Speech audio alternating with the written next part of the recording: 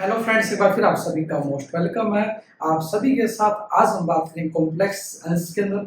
आज से पहले हम बहुत सारे क्लास आपको प्रोवाइड कर चुके हैं कॉम्प्लेक्स एनालिसिस पर जो बेस्ड है।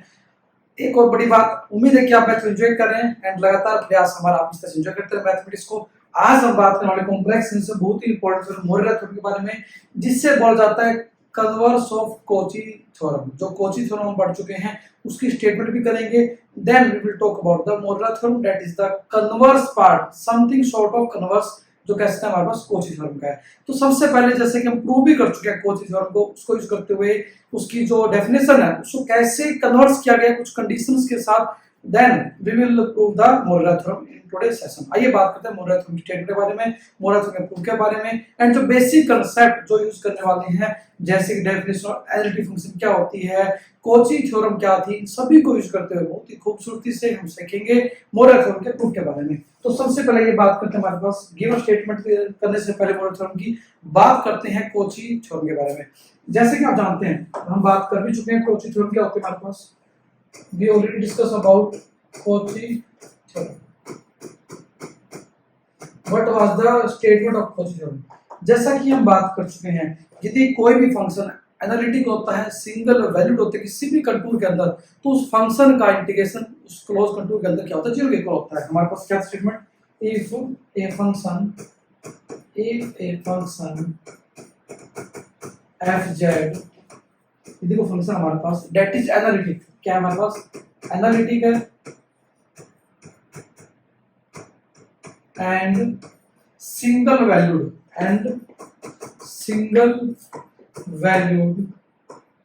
इन a closed contour C. Contour का मतलब होता है क्लोज्ड कर रहे हैं, इन कंटूर सी।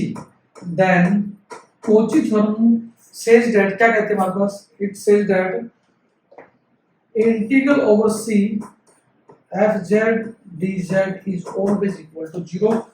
तो ये हमारे पास डेफिनेशन आती है, स्टेटमेंट आती है हमारे पास कॉची थ्योरम की। यदि कोई फंक्शन एनालिटिक होता है, सिंगल वैल्यूड होता है किसी भी क्लोज कंटूर के अंदर, हमारे पास सी क्या हमारे पास जो हम बात करें word C was a closed contour. कैसी कंटूर है, क्लोज्ड कंटूर है, कोई भी क्लोज्ड कर्व है हमारे पास। देन उस फंक्शन का इंटीग्रेशन ओवर दैट कंटूर बोलते हैं, over that closed curve, that is always equal to zero. अब हम बात करते हैं ये कुछ बेसिक कांसेप्ट जो हम पढ़ चुके हैं उनको यूज करने वाले हैं in the statement of proving the Morera theorem. आइए बात करते हैं मोरेरा थ्योरम के बारे में, जो हमारा सेशन का आज का बहुत ही इंपॉर्टेंट सेशन है। तो मोरेरा थ्योरम बोल देते हैं हमारे पास मोरेरा थ्योरम। इसका दूसरा नाम क्या हमारे पास, कई बार एग्जाम आता है, कन्वर्स ऑफ कॉची थ्योरम। जो कॉची थ्योरम हमने बात की, यदि कोई फंक्शन एनालिटिक होता है, सिंगल वैल्यूड होता है किसी क्लोज्ड कंटूर के अंदर, तो उस फंक्शन का इंटीग्रेशन जीरो इक्वल होता है, उसी का जो कन्वर्स हमारे पास है। तो ये क्या करते हैं, स्टेटमेंट क्या हमारे पास, if fz is any continuous function is any continuous function, हमारे पास क्या कंटिन्यूस फंक्शन, हमारे पास fz क्या कंटिन्यूस फंक्शन हमारे पास, जैसे कि आप पढ़ चुके हैं, in a domain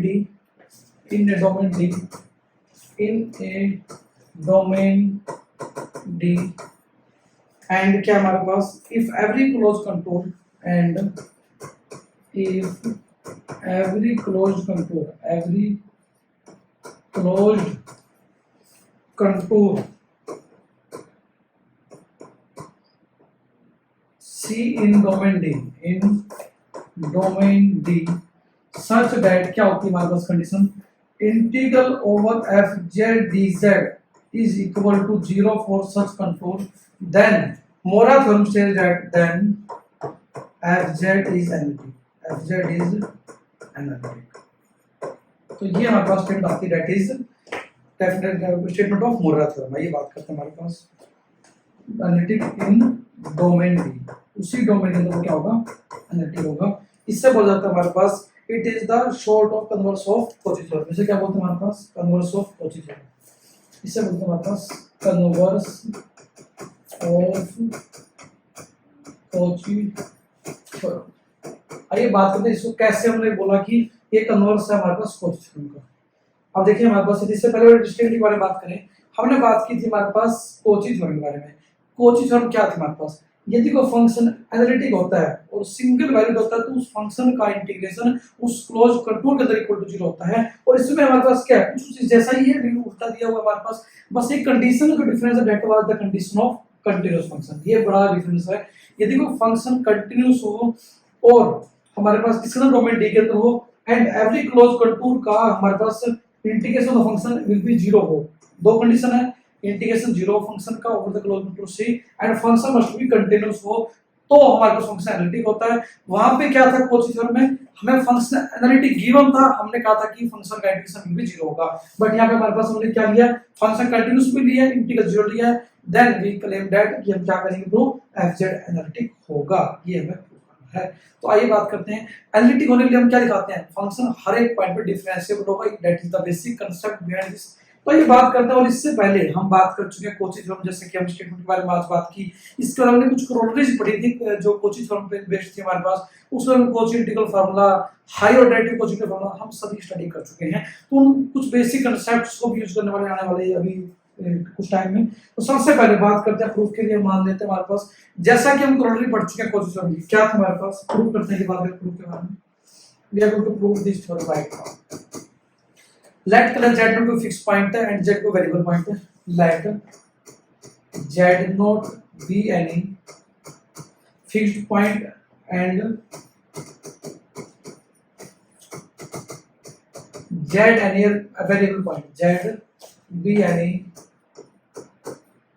variable point in domain D। हमने मान लिया कि z नॉट कोई फिक्स्ड पॉइंट है, z कोई भी और कोई पॉइंट है जो वेरी करता है हमारे पास, देन हम क्या कह सकते हैं हमारे पास, the value of the integral, then the value of the integral, value of the integral क्या हमारे पास, z not to z ft dt, integral हमारे पास ft dt is independent of the path, independent of the curve joining z naught and z, but depend upon the z only, but depends upon z only। जैसा कि हम बात कर भी चुके हैं, डायरेक्ट बात करें, हमारे पास कोई क्लोज कंटूर सी मान लेते हैं, हमारे पास कोई क्लोज कर्व है, हमने माना z नोट को भी हमारे पास फिक्स्ड पॉइंट है, z को भी और पॉइंट है हमारे पास। यदि कोई भी कर्व जो ज्वाइन करेगी z नोट को z से, यहां से करे, यहां से करे, हम बात कर चुके हैं, हमारे पास चाहे हम c1 कर्व के c1 मान लो को लाइन के थ्रू जा रहे हैं, मान लेते हैं हमारे पास पॉइंट a b c जो भी पॉइंट है हम जा रहे हैं z नोट से z, it does not depend upon the path, मतलब कि हमारे पास डिपेंड नहीं करती पाथ पे, डिपेंड करती है हमारे पास z पॉइंट पे जो वेरिएबल पॉइंट था हमारे पास। ये हम प्रूव भी कर चुके हैं, that was the corollary of Cauchy theorem जो आज हमने बात की थी कि हमारे पास z not to fixed point है, z टू वेरिएबल पॉइंट है डोमेन D के अंदर, then value of the integral z not to z ft dt is independent of the path followed by the z not and z, क्या कहते हैं the curve जो z not and z पे depend नहीं करती, depend upon the variable point that is z। ठीक है जी, हमने बात की इसके बारे में। अब यदि बात करें हमारे पास, इसको ले चले हमारे पास, लेट कर लेते हैं हमारे पास, लेट इस इंटीग्रल नाम जो था हमारे पास ft dt इंटीग्रल था हमारे पास z नॉट से z, नाम देते हैं हमारे पास कैपिटल fz, कैपिटल fz हमने नाम दे दिया इस इंटीग्रल का, z नॉट से z ft dt का नाम दिया हमने, that is capital f of z। ठीक है जी, अब यदि बात करें हमारे पास, यदि कोई पॉइंट z है हमारे पास, यदि डायरेक्ट दोबारा बात करें, मान लेते हैं z पॉइंट है, इसकी नेबरहुड क्या होगा, तो मान लो h पॉइंट की डिस्टेंस पे को z प्लस h पॉइंट होगा, that is another point, that is z plus h point होगा। यदि z पॉइंट वेरिएबल था तो हम कहेंगे हमारे पास let z plus h be any neighbourhood point, neighbourhood of z point की जो नेबरहुड पॉइंट होगा क्या होगा, z प्लस h टाइप का होगा।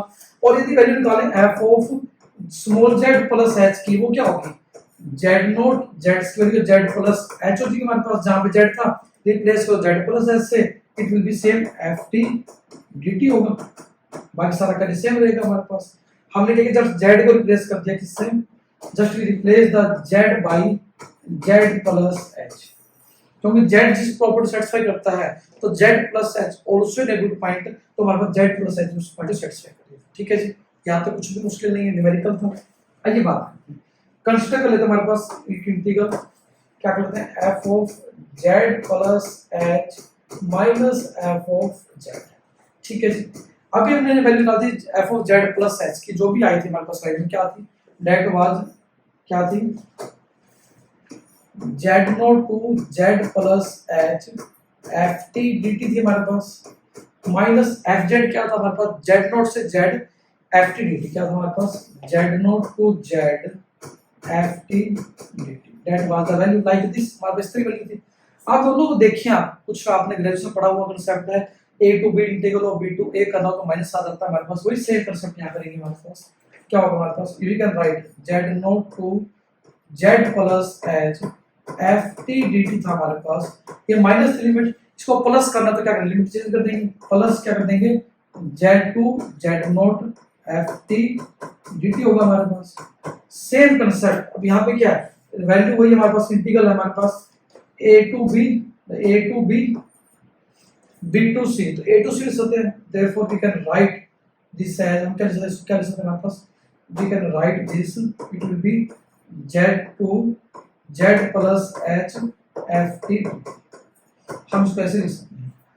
जस्ट हमने क्या कैलकुलेट किया, difference of fz plus h minus fz, जो हमारे पास इसको आया z to z plus h ft dt equal हमारे पास लिख लेते हैं। इसको नेक्स्ट पेज पे हमारे पास what we get right now, हमारे पास है कि f of z plus h minus f of z that was equal to z to z plus h, हमारे पास z to z plus h ft dt की इक्वल हमारे पास, that was ft dt की इक्वल। ठीक है, ये हमारे पास इसका इक्वल आ गया।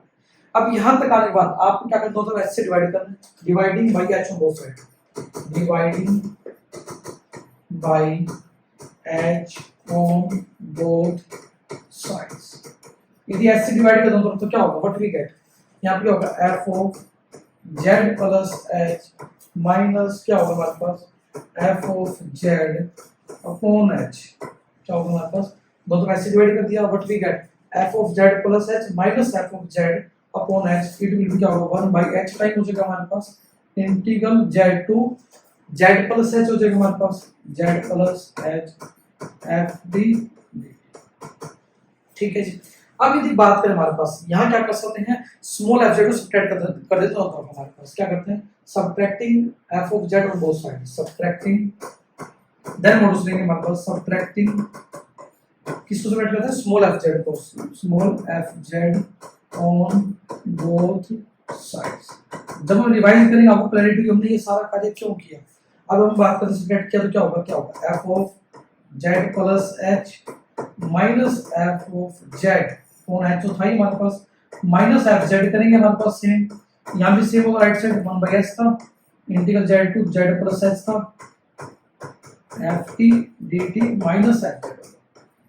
ठीक है जी, हमने क्या किया, जस्ट दोनों तरफ f z को सब्ट्रैक्ट कर दिया, दोनों मॉड्यूलस ले लें हमारे पास। उससे पहले स्टेप ऊपर लेते हैं, हमारे पास क्या था, f of z plus h था माइनस f ऑफ z था अपॉन या था h था हमारे पास, यदि बात करें लेफ्ट साइड में हमारे पास क्या था, यही था, minus small of f z, minus क्या था हमारे पास, स्मॉल ऑफ f z था हमारे पास, and in the right hand side term यदि बात करें हमारे पास व्हाट वी हैव, हमारे पास क्या था, वी हैव 1 बाय h, तो था ही हमारे पास बार इंटीग्रल था z to z plus h, z to z plus h, z to z plus h f of t dt, f of t dt minus f of z।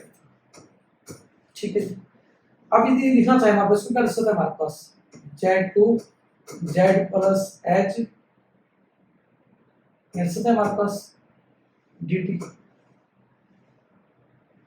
ये बहुत ही important step, ये की स्टेप इस theorem का, that is very very important. हमने हमारे पास क्या था, we have like only just fz था हमारे पास ओनली fz था, हमने fz को लिख दिया हमारे पास fz dt लिख दिया। ये कैसे लिखा, that is very very important step जो आपको को समझना है। हमारे पास क्या, देखो यदि बात को समझे, यहाँ से हमारे पास we have only fz, we have only थोड़ा सा समझाने के लिए लिख लेते हैं। इसको नेक्स्ट स्लाइड भी कर लेते हैं हमारे पास।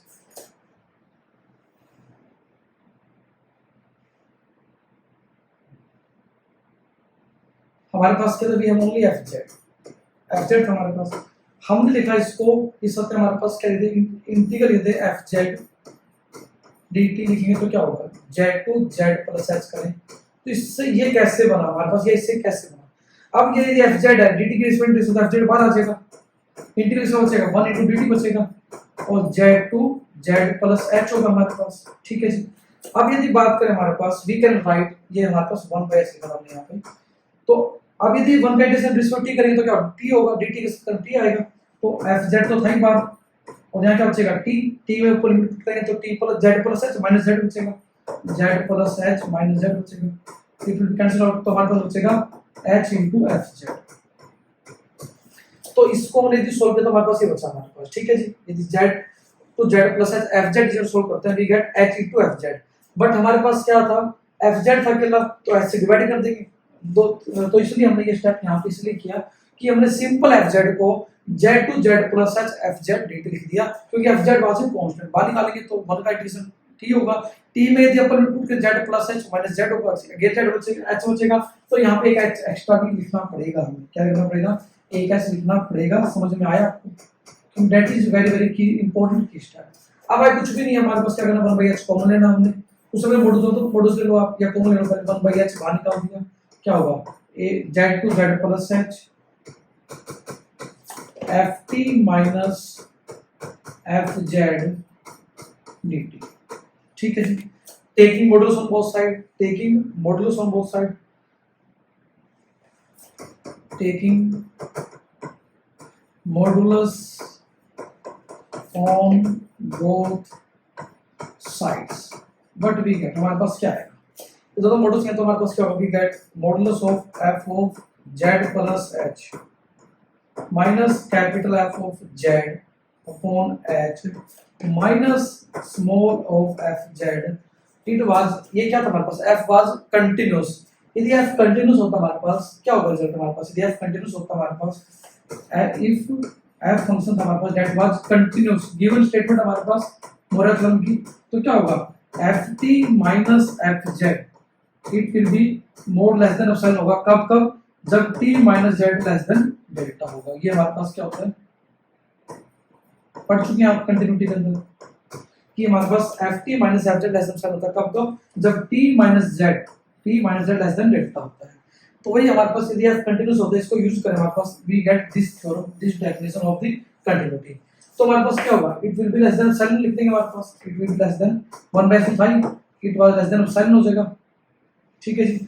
मॉडुलस लेंगे तो हमारे पास it was modulus h, it was epsilon, और यदि z प्लस 1 into dt का तो t आएगा, तो z plus h minus z का तो क्या बचेगा हमारे पास, h ही बचेगा, it was less than epsilon h, h से h कटेगा, वी व्हाट वी गेट, हमारे पास आएगा we get f of z plus h minus f of z upon h की modulus minus small f of z that was less than epsilon, but epsilon very small number हो, जैसे कि आप जानते हैं आज arbitrary number, take epsilon tends to 0, if epsilon tends to 0 then what imply, it imply f of z plus h minus f of z upon h minus f z tends to 0।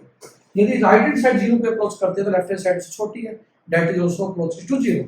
यदि ऐसा होता है तो हमारे पास क्या होगा, it was again the definition of first principle method, क्या होती है हमारे पास, it was f dash z लिखते हैं इसको minus f z equal to 0। ठीक है जी। वी कैन से, हमारे पास क्या होगा, we can say f dash z equal to small f z. ये क्या था हमारे पास, capital F z was a analytic function, और आप जानते हैं derivative of analytic function analytic होता है, we know that derivative of analytic function is always analytic। यदि ऐसा होता है it implies small f z is also analytic. दोनों बराबर है हमारे पास। यदि ये एनालिटिक होता है F dash Z, it implies small f z is also analytic. तो बहुत ही आसान स्टेप से आप किसी भी थ्योरम को, किसी भी रिजल्ट को प्रूव कर सकते हैं, बस सकते हैं आपको कंसेप्ट पे क्लैरिटी हो कि हमें क्या गिवन और क्या प्रूव करना है। एक बार दोबारा बात करते हैं, हमारे पास बहुत ही इंपॉर्टेंट थ्योरम है, एग्जाम में बहुत बार आती है मोरेरा थ्योरम। तो आइए बात करते हैं स्टेटमेंट एंड प्रूफ के बारे में, अगेन रिवाइज करते हैं। इससे पहले जो हमने यूज किया इसके अंदर, that is very very important concept, that was the Kochi theorem. जो कंसेप्ट था हमारे पास, क्या था हमारे पास, कोची थ्योरम कहती है कि फंक्शन एनालिटिक होता है किसी भी डोमेन डी के अंदर। यदि कोई भी फंक्शन एनालिटिक होता है किसी डोमेन डी के अंदर, देन हमारे पास उस फंक्शन का integration over that region, over that control must be equal to 0 होता है। ये हमारे पास हम प्रूव भी कर चुके हैं कोची थ्योरम का। तो आज हमारा जो कंसेप्ट था that was totally based on Morera theorem.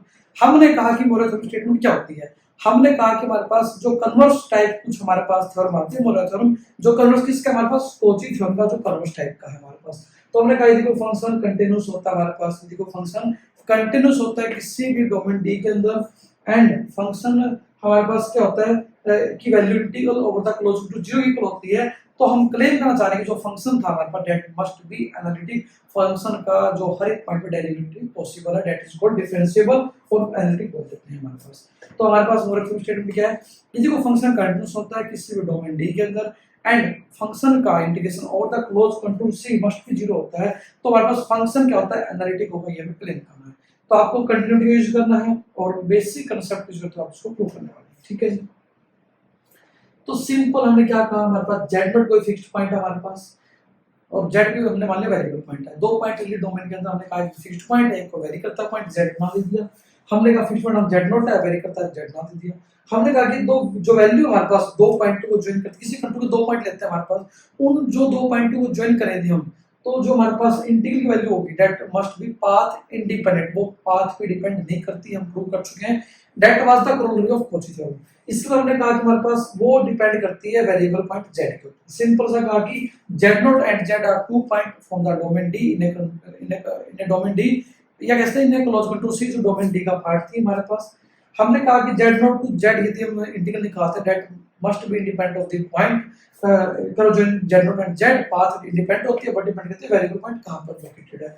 इस पर हमने सिंपल सा कांसेप्ट कहा कि मान लेते हैं z nought to z f t जो हमारे पास था that was equal to capital F z मान लिया हमने, एंड एफ ऑफ जेड के एक पॉइंट था डोमेन का, वेरिएबल पॉइंट था Z not Z plus H को और पॉइंट मान लिया डोमेन का, let z plus h be any another point in the domain, या कैसे z plus h is any neighborhood of z मान ली।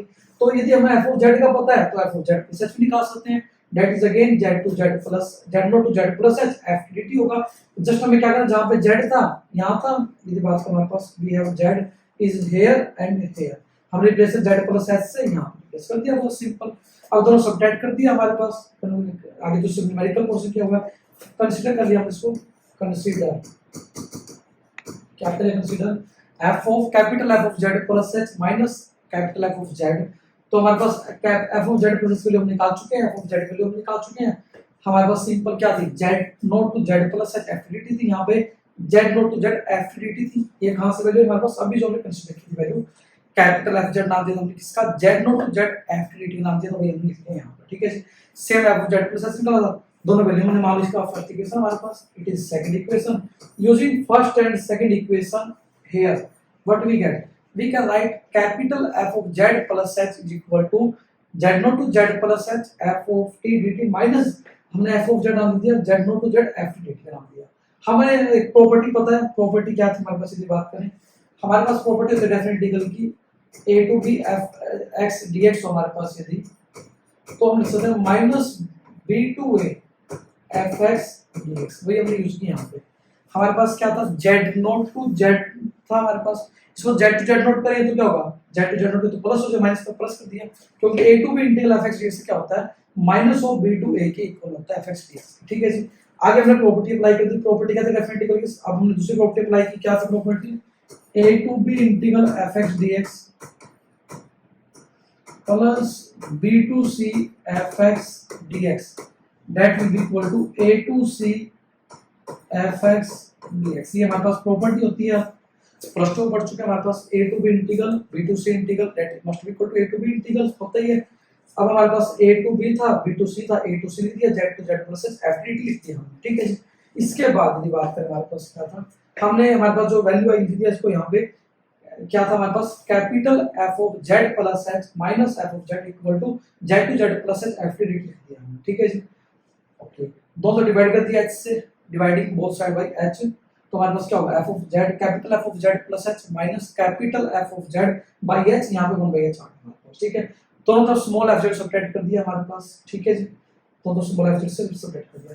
अब यहाँ पे बहुत ही इंपॉर्टेंट स्टेप हमने किया है, की स्टेप बहुत सारे जो इस न्यूमेरिकल का कह सकते हैं या थ्योरम कह सकते हैं, that was small f z subtract किसको कैसे लिखा जा सकता है, we can write this 1 by h z to z plus h f z dt। कैसे लिखा, यदि f z को बाहर निकाल दें 1 का इंटीग्रेशन t होगा, t में यदि अपन पुट करें z plus h minus z बचेगा, अगेन we get h बचेगा घटाने के बाद, h से डिवाइड कर दिया, what we get at final we get f z, ठीक है जी। तो आप इसको नोटबुक में देख लें कि f z को बाहर निकालेंगे 1 dt होगा, 1 का इंटीग्रेशन t होगा, t में अपन पुट करेंगे z plus h minus log limit z करेंगे, z से z कटेगा, h बचेगा, h को h से कैंसिल कर देंगे, again we get only final term that will be small f z जो हमारे पास थी। तो स्मॉल f z लिख सकते हैं 1/h z to z plus h f z dt।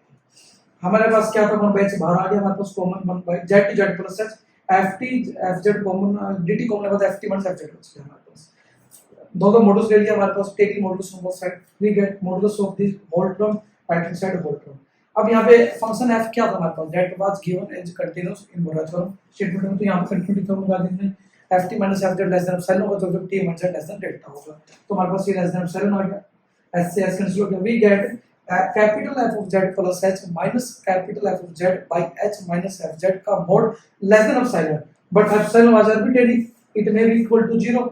यदि एप्सिलॉन 0 अप्रोच करता तो क्या होगा, left hand side also approach to 0, it means capital F of z plus h minus f of z by h minus f z approach to 0। Again by first principle method, यदि आप पढ़ चुके हैं plus में पढ़ चुके हैं elementary में और प्लस 2 में पढ़ चुके हैं, ग्रेजुएशन पढ़ चुके हैं आप, f of z plus h कब लिमिट h अप्रोच टू 0 पे हम बात करेंगे, हमारे पास दोनों लिमिट h अप्रोच टू 0 लगाएंगे तो क्या होगा, limit h approach to 0 f of z plus h minus f of z upon h that will approach to f dash z। इसमें हमारे पास f साइन कोई फर्क नहीं पड़ेगा, it means capital f dash z minus f z equal to 0, it means capital f dash z will be equal to small f z, and हमारे पास f क्या था, capital f that was analytic function था हमारे पास, तो derivative of analytic function analytic होता है, हम जानते हैं, रिजल्ट वो भी कर चुके हैं। तो स्मॉल f z क्या हमारे पास डेरिवेटिव है कैपिटल f का, तो अगेन दैट वाज एनालिटिक, दोनों बराबर हैं, तो small f z is also analytic. It was the proof of moral theorem जो आपने सीखा, बहुत ही ज्यादा आसान है, न्यूमेरिकल पोर्शन है, कैलकुलेशन कर सकते हैं आप, डेफिनेटली आपको एग्जाम में हर बार ऑलमोस्ट हर बार आती है, तो प्रैक्टिस कर लिख देखिए, आपको कोई भी क्वेश्चन है feel free to share. Again thank you for studying this, keep enjoying mathematics, thank you friends.